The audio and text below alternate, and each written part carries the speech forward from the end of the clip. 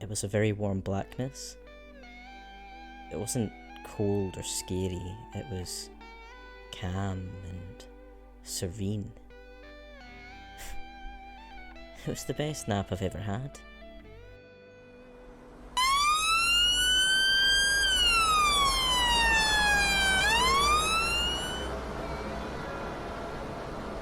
A dog walker found me, discarded in a lane with all of the rubbish. I suppose that's all I was to those people. Rubbish. I watched them as they manipulated and compressed my now lifeless body. I guess there was still some hope of getting me back. They soon realised it was too late. I watched them lift my body into a body bag. I watched them zip it shut. I watched them carry it to the van. I watched them until we were plunged into darkness. I stood by as they took the bloodied clothing off of my body and counted the wounds. 7. One through my left hand that was punctured as I tried to fight back. One puncturing the right of my abdomen, that was the one that brought me to the ground. One to my right thigh, to make sure I didn't have the strength to get on my feet again. And 4 to the chest.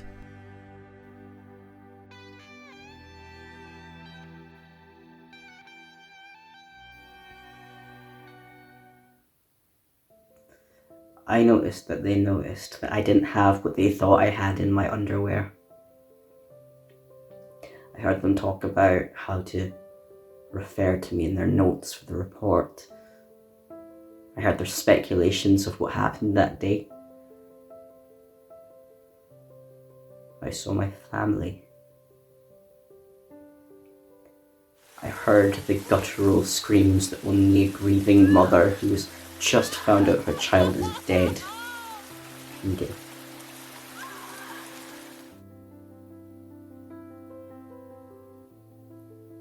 The worst thing I could do was just stand there. I couldn't hold her. I couldn't tell her that everything was going to be okay. I couldn't tell her that I loved her. I couldn't tell any of them that I loved her. I just had to watch as they took her away. Time passes oddly when you don't have any. As the weeks, months, days passed, I stayed around. What else could I do?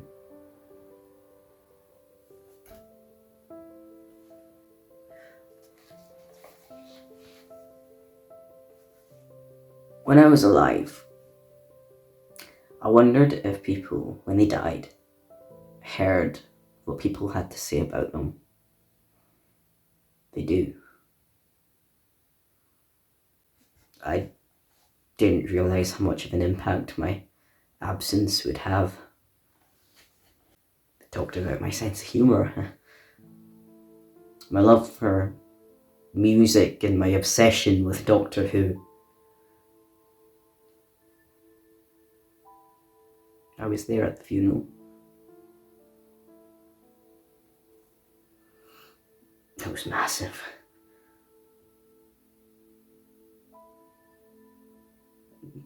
People were saying all these nice things. It's a shame we don't see it when people are alive. People were left standing as they ran out of chairs. People lined the streets as the cortege went past. I watched the police walk up to the door.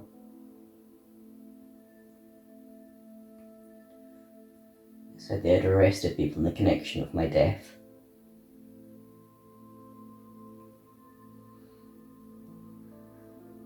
They said it was better coming from them as the media circus had already started up. I never thought I'd make headline news. But as soon as someone discovered I was trans, well, then things really kicked up a notch. Suddenly that became a focal point in the stories. Suddenly, to some, I was worthy of what I got. Sign of the times. I sat as they discussed it. Stuff that they had seen, stuff that they had been sent.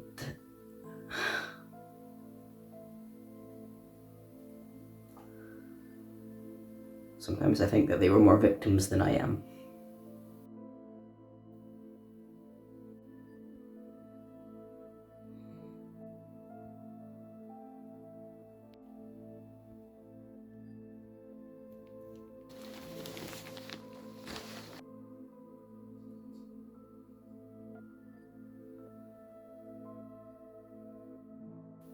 Day one of the trial. My family walked into court solid. Dad stared them down. Mum held it just about together, and Michael...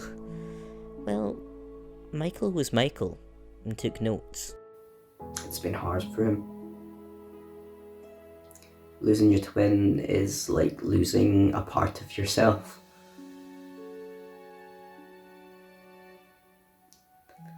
I can see his pain, but he bottles it up. Tries to be the rock for everyone.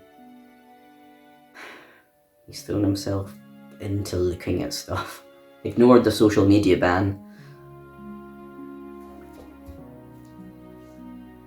He's too wrapped up in it. You can't see the damage that it's doing to him.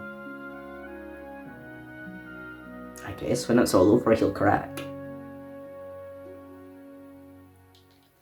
That was one of my purposes in life. Be in his ear. I know he can't hear me, but I wish he'd talk to me. All rise. Your Honor. There's only 3 people that know what happened that night. And 2 of them are lying. So this is the statement of John Matthew Simpson, deceased. I'd been at my friend Mark's place, hanging out.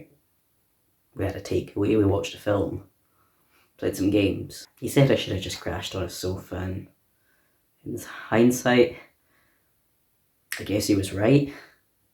I decided to do my usual.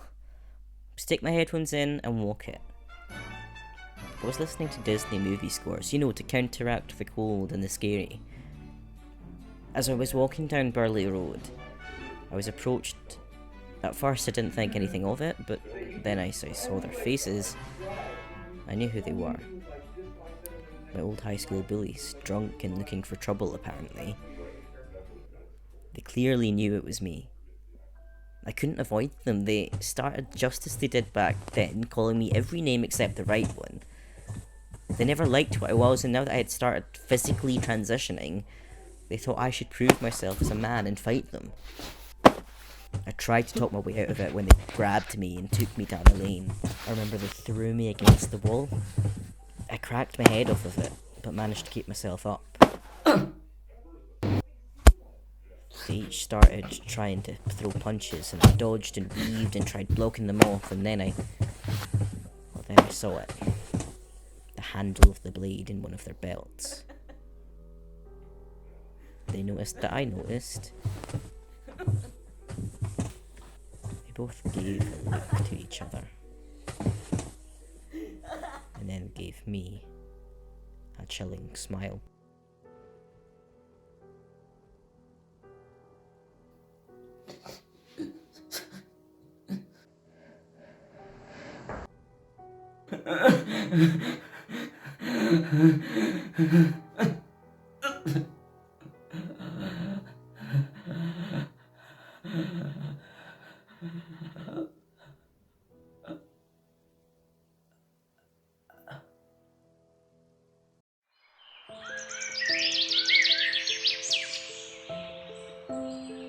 just want to say, Mum, Dad, Michael, I tried. I tried so hard to get help, to fight back, to stay awake. They just kept hitting me, stabbing me. I couldn't fight anymore. I'm sorry. I'm so sorry. I just want you to know because I never said it enough. I love you. And I don't want you spending the rest of your lives worrying about me because I'm fine. It's over for me. But it's not over for you. So please, just live your lives. Because that's all that I want for you.